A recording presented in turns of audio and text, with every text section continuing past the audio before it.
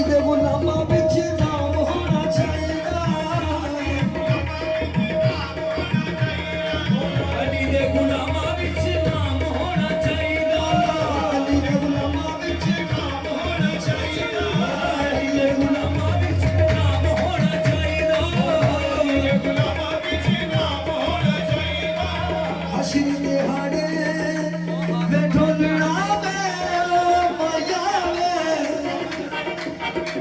हशर दिहाड़े तेनू गल ये सुनाउणगे हशर दिहाड़े तेनू गल ये सुनाउणगे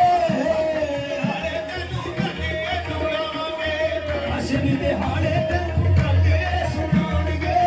हशर दिहाड़े तेनू गल ये सुनाउणगे हशर दिहाड़े तेनू गल ये सुनाउणगे मन्ने गज तेरी इबादत नू भी आउणगे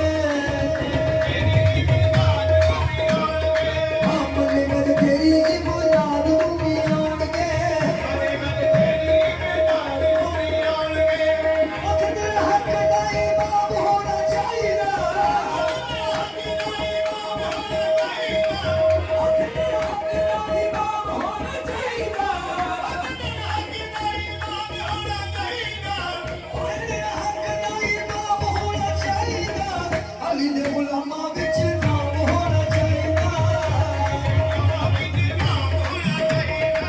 अली दे गुलामा विच नाम होना चाहिदा अली दे गुलामा विच नाम होना चाहिदा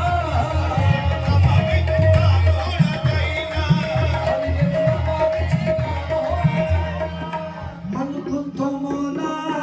मेरा मौला